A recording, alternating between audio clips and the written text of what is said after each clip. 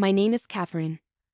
I'm 34 years old, and I've been staying with my mom at our family house ever since my dad died 3 years ago.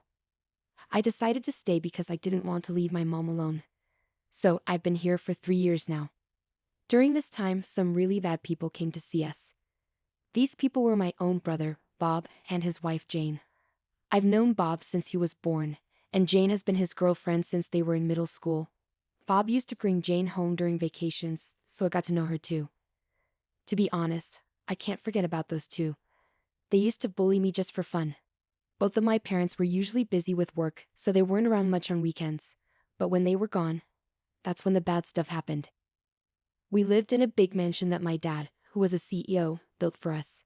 But one time, they told me to play hide and seek in the mansion, and when I hid in a closet, my brother and Jane filled it with stuff, trapping me inside. I'd be stuck in there until just before my parents came home, and then my mom would scold me for messing up the closet.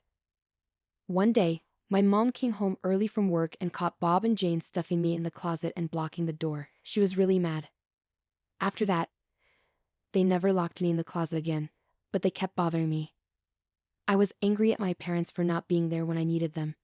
I resented Bob and Jane, but I also felt mad at my parents for not helping me. Then, when I was in middle school, Bob and Jane did something really mean.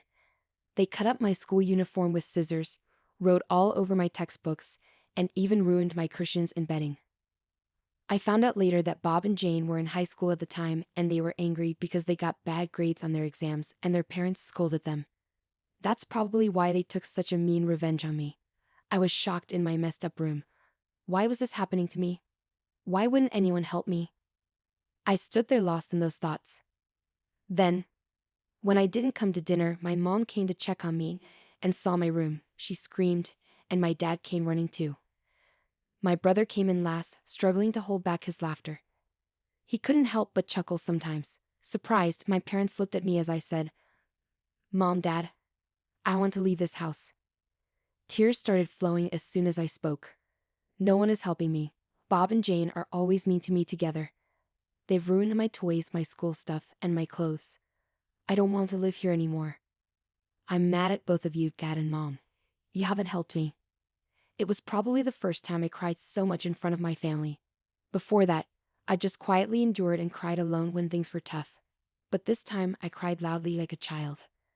Seeing me like that, my mom hugged me and said, "I'm sorry for everything." Even my brother, after seeing how upset I was, seemed to understand how serious it was. He tried to leave, but my dad stopped him. "Do you understand what you've done?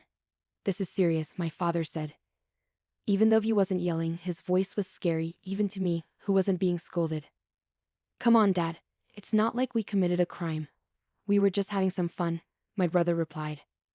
"Destruction of property is a crime. You need to understand that you have to make up for it," my father explained. But, but Catherine is family, and I'm still young. Minors can't be criminals, can they?" my brother protested. My father sighed deeply at my brother's excuse. True, as a minor, you might not have the means to pay. But as parents, we're responsible for your actions.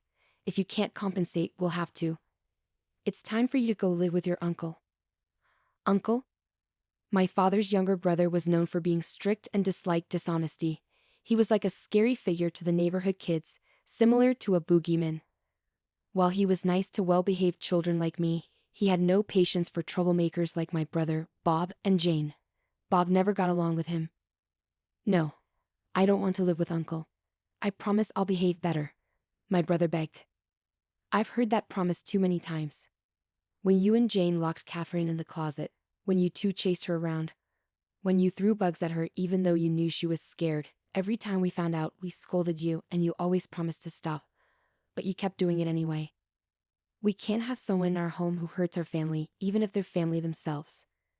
You're not welcome here anymore," my father declared. After my father's declaration, he grabbed Bob by the neck and took him away. Later on, I learned that my parents were really upset with Bob's behavior. Even after being scolded, Bob didn't seem to get why he was in trouble. He just kept bothering me. I figured he was beyond help. Some people just don't understand how to behave in society. I learned that from watching Bob and Jane. Originally, Bob planned to go to university using our father's money after high school. But our father didn't think he'd do well there. He said, You'll just cause trouble for others. So Bob ended up working at our uncle's company right after high school, but he seemed desperate to leave. As soon as he graduated, he and Jane rented an apartment together. They decided to live together without any help from our parents or uncle for rent or expenses. Later on, Bob asked me to lend him some money, even though I was just starting high school and didn't have a job. All the money I had saved up before, which Bob used to steal when he lived with us, was given back to me by my parents. I kept track of it in a notebook. So, I did have money saved, but I wasn't going to give it to him. I told Bob, "Aren't you embarrassed to ask your high school sister for money? I don't even have a job, so I don't have extra money to give you." After that, I told my parents about Bob's request, and they were angry. They'd promised not to help him anymore. I thought Bob and Jane should learn to live on their own without relying on others. From then on, I focused on my studies. I worked hard and went to college. After graduating, I got a job and continued learning new things. I was so busy with my own life that I forgot all about Bob. As I had forgotten about him, an invitation to Bob's wedding arrived at our house. The bride was Jane, of course, his partner. So they're finally tying the knot. I thought as my parents and I discussed whether we should go to the wedding of a family member. However, a few days before the wedding, my father collapsed and was taken away by an ambulance. He had always been frail, but this was the first time he had collapsed, so my mother and I panicked and called for help. During this crisis, I reached out to my brother, but he brushed me off, saying, "I'm getting married soon. Don't bother me during this important time." Even when I told him our father was urgently hospitalized, he dismissed it, saying, "He just tripped, right? Make sure you come to my wedding." Then he hung up. Sadly, our father passed away shortly after. With the funeral arrangements underway, my mother and I informed my brother that we couldn't attend his wedding. Despite his insistence that we should be there, my mother and I decided not to go. We also let Jane's parents know about our father's passing and our inability to attend. While Jane's parents understood, my brother and Jane accused us of disrespect for not attending. The message my mother and I received on our voicemail accusing us of rudeness was so absurd that it made me wonder who the real rude person was. While we were focused on arranging our father's funeral, my brother and Jane went ahead with their wedding without considering our loss. After that, my mother and I never brought it up, but we felt like our relationship with my brother was completely broken. Then, out of nowhere, my brother showed up at our door. When I answered the intercom and he said he had a delivery, I wasn't expecting him to be there in person. When I opened the door, there he was, along with Jane, carrying large suitcases. They'd pushed past me and barged into the house. "Hey, hold on, what's going on?" I protested. It seemed like my brother had forgotten our father's words, who had told him never to come back to our house. Despite that, they both barged in, dropped their luggage in the hallway, and started talking nonsense to me. "You and Mom need to leave this house right now," my brother demanded. "What? Mom has dementia, remember?" I was stunned. What was my brother talking about? It had been 3 years since our father passed away, and he hadn't apologized, visited the grave, or done anything to make amends. And now, he was asking for our family mansion. On top of that, he was assuming our mother had dementia and planning to kick her out. I was left speechless. Then our mother appeared from her room in the back. "Catherine, what's happening?" As she saw my brother, she said something shocking. "Oh, who are you?" "If you're a stranger, please leave," she said. My brother and Jane laughed at her. "See, this happens every time we see her. Her dementia must be getting worse. You take care of Mom. I'll take the mansion." "I'm the oldest son, so I should get it," my brother declared as he walked further into the house. Jane, copying my brother, turned to me and our mother and said, "Take the old lady and go. I never want to see you again." I hurried to my mother's side and asked, "Mom, are you all right?" We felt like we were being pushed out, so we left the mansion, leaving all the old furniture behind. My mother and I gathered our things and left the house. Luckily, a friend of mine who heard about our situation offered us his house. He was overseas and couldn't take care of it himself.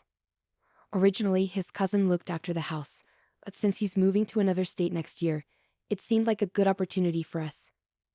When we arrived at the house and unpacked, my mother and I finally felt relieved. Then my mother chuckled and said, "We've left that house, but I still don't like how Bob and Jane behave. Maybe we should sell the house," she suggested. I asked my mother about what Bob said regarding her having dementia. She explained, "That's just a story they made up. About 2 years ago, they started asking me for money all the time, but they didn't even attend their father's funeral. And they never bothered to check on me afterward." I couldn't believe their audacity to ask for money after all they'd done. So every time they asked, I pretended not to know them and said, "Who? I don't know you. You're a stranger to me, right?" "Oh, I understand now," I remarked. It seemed Bob and Jane misinterpreted my mother's deliberate distance and treated her like a stranger because she wanted nothing to do with them anymore. They thought her indifference meant she genuinely didn't remember them, leading them to believe she had dementia. Regardless, I believed it was wrong to kick someone out of their home, especially if they thought they had dementia. My mother quickly decided to sell the mansion. We'd have been discussing selling it ever since my father passed away, as it was too big for just the two of us. At that time, an executive from my father's company, where I was being trained as a successor, expressed interest in buying it. So the buyer was almost certain. We just needed to go through the paperwork. When I spoke to a real estate contact and explained the situation to the executive, they agreed that leaving the mansion with Bob and Jane would lead to serious problems. It was clear that action needed to be taken swiftly. A week later, our phones wouldn't stop ringing. Bob called my mother while Jane called me repeatedly.